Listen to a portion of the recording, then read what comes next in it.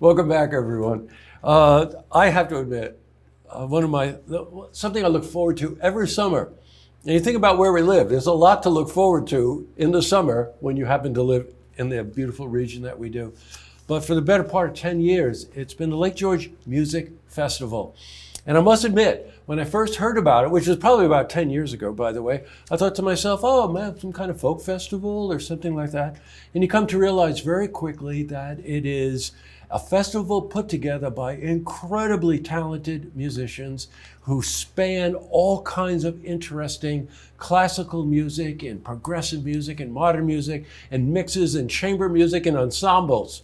Joining me is the music director, the big dog for the Lake George Music Festival, Roger Kalia. Hello, Roger. Hey, Jesse, good to see you. And it's great to be here with you virtually. Yeah, I miss us not sitting on the lawn there talking about this. You know what I mean? But look, we want to get through it because I want people to know about the festival. I'm not far off, right? It's the 10th anniversary?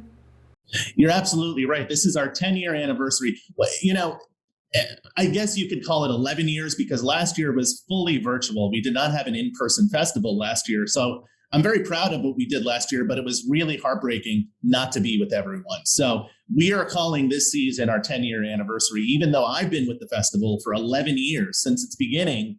And like you said, it started off pretty small. It started off as a grassroots festival. And now we have musicians from all over the world coming to join us for a week. It's been amazing to see the growth.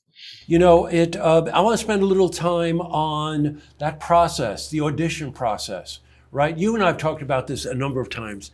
It started off, and I think it was based out of that church, right?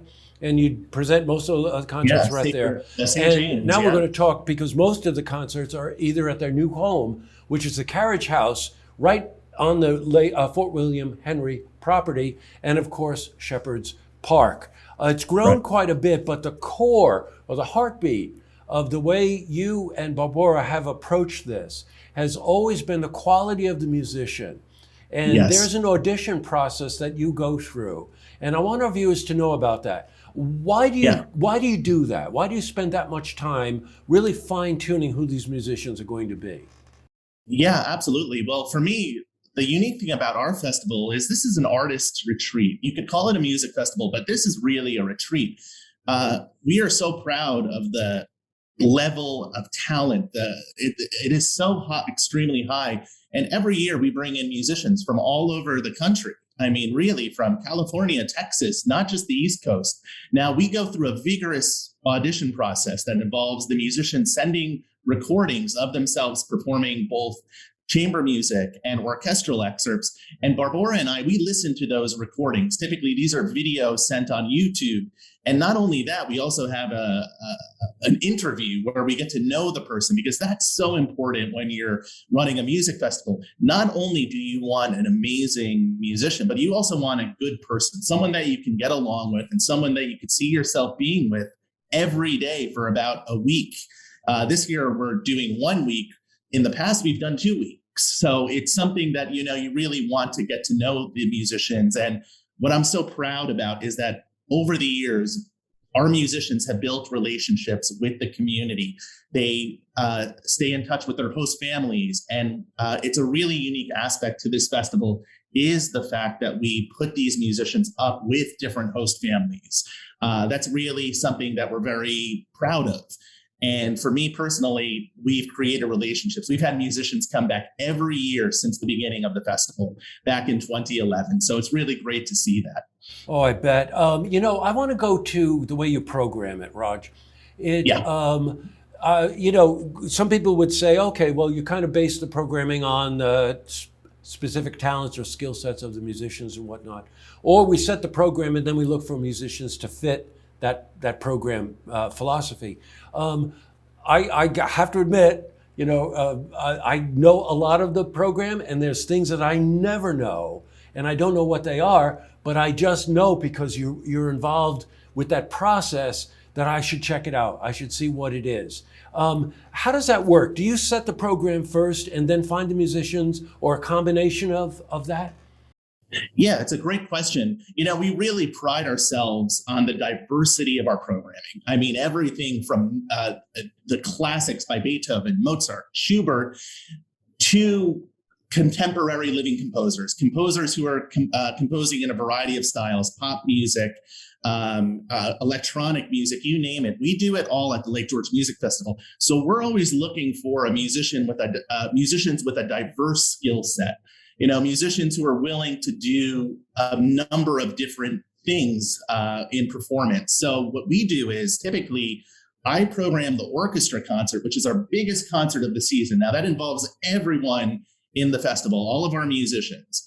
And we take that orchestra concert, the number, say we're doing a Beethoven symphony, we are going to program how many musicians we need for that specific piece, and then we will audition those musicians. So typically it's based on really the orchestral repertoire, but then, Jesse, we also bring in resident ensembles from outside. This could be a string quartet or a woodwind group, you name it. So there's a number of musicians coming to the festival from a variety of backgrounds. I would say the typical age of our musicians is early 30s through 40s. It is somewhat of a younger group, young professionals, as I would say, as well as some conservatory musicians who are just out of school. And like I said, it's been a great way, this festival, to not only listen to great music, but get to know them as people. When you just mentioned ensemble, I did a flashback. And I hope I don't butcher the name, but one of the ensembles you brought in one year, Miko? Miko, yeah. Yes. Yeah. And these are two very, very eclectic, very avant-garde musicians paired together with some classically trained musicians. And it was I didn't know who they were, but again, on faith, because of the caliber that you and Barbara have, the standard you have set. It was such an interesting evening. It was. And you're doing that again this year with some ensembles, right? Yeah, this year we're not doing it with orchestra. We do have two resonant ensembles. This year we have the Rhythm Method, which is a string quartet, and we have Hub New Music, which is a small chamber ensemble with woodwind. So this year they're not collaborating with the orchestra per se, but they will be giving their own recitals in our chamber concert. So it's great to have them. Great. You've referenced it a couple of times, and it is really kind of the hallmark, the full orchestra presentation.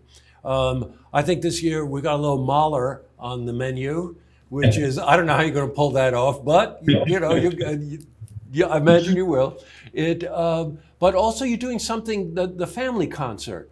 Yes. Talk about those two, would you? Absolutely, yeah, Jesse. First off, I want to mention the family concert will take place Saturday, August 21st at 11 a.m. at Shepherd Park. It's a free concert, so bring the family, bring the kids. This is going to be an exciting concert because we're premiering a brand new work by Jordan Kuspa called The Mystery of the Missing Music. And I'm excited about this piece because it is, as I said, the New York premiere, and it's also a collaboration with Adirondack Theater Festival. So this is the perfect piece for families because what it is the premise is that it's a detective story. The audience is engaged to help solve these different riddles throughout the piece, and there is narration and acting combined with the music. So in addition to the narration, the piece introduces the different instruments of the orchestra, and it's a great length. It's only 35 to 40 minutes in length. And again, we're going to feature two actors from Adirondack Theater Festival, and it's written for a 14-piece orchestra, which is perfect for this year because we do have a smaller number of musicians this year.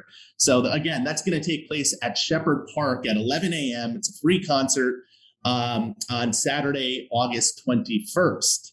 Now, the orchestra concert is our big grand finale. We're very excited this year to be performing at the Carriage House. The Carriage House is part of the Fort William Henry property. It's a historic venue. This is going to take place. All of our concerts are actually going to take place there except the family concert. So for us, it's a really exciting historic moment. And what a great way to celebrate 10 years. As for the program, as you mentioned, Mahler's First Symphony, but I must admit, we are not doing the full orchestration of Mahler's Symphony Number 1. That would require 80 musicians. So we can't do that this year, 1 year. So we're doing a chamber reduction by British composer Ian Farrington. And it's a great arrangement because you hear it in a different way. You hear it as if it's chamber music rather than a full romantic sized symphony. Now, the challenges are rather than 7 French horns, you only have 1 French horn. And rather than 4 trumpets, you only have 1 trumpet. So it's a lot of work for the musicians, but it's a great work. We're also going to feature Barbora Kolarova, our artistic director, as the violin soloist, Astor Piazzolla's The Four Seasons of Buenos Aires. We're going to perform 2 movements, summer and spring. And I wanted to feature Barbora because our very first year, Barbora performed with the orchestra in Mozart's Violin Concerto Number 3. So I said to myself, how cool would it be to feature Barbora now for a 10-year anniversary, 10 years later? So she's going to be fantastic. And it's a great piece. It's also Astor Piazzolla's 100th anniversary of his birth. So we're going to celebrate the tango master with Piazzolla's Four Seasons of Buenos Aires. And finally, we're opening the concert with a brand new work. It's a New York, or I should say a Lake George premiere. It's called Ascending Bird. It's by the composer Colin Jacobson. And this work was premiered in 2013 by Yo-Yo Ma and the Silk Road Ensemble. And it combines Persian folk music with Western classical music. It's really rhythmically exciting. And there's just a great flow to the piece. I think our audiences will really, really enjoy it. You know, Raj, you're going to have to start to think outside the box, okay? You know, just listening to you talk about it, I can't wait. You know, you can't get enough of it. So look, to our audience there, please, you see the website on the screen. It's all this week, and you may know the piece, you may not know it. But hopefully, based on this conversation, you recognize that you will not be disappointed, that you'll learn something, or you'll feel something, or you'll see something, or you'll be in the crowd just to hear live music. You know, we're celebrating the new home for the Lake George Music Festival, the Carriage House, which is this gorgeous turn of the century building right on the Fort William Henry property. And I can tell you firsthand, for the last 10 years, the caliber of the performances, the imagination involved with programming and all of these things, they all work together to create this sort of intangible way of just experiencing music at a level you probably haven't before.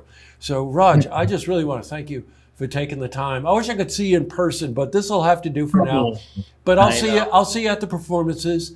And and I would just say, it's not only do you get to listen to the music, but you get to meet our musicians. You know, it's of course it's a little different. I understand now with COVID, we have to be extra cautious, but at the same time, I love meeting our audience. So it's not only about me conducting and performing, but come to the concert. And I'd love to say hi to you and hear your thoughts about the performance. It should be great. So thank you, Jesse. Thank you. Oh, Roger, it's my pleasure. Trust me. And I'll see you. I'll see you at the Carriage House. Thanks so much, Jesse. Okay, you take care. See you soon.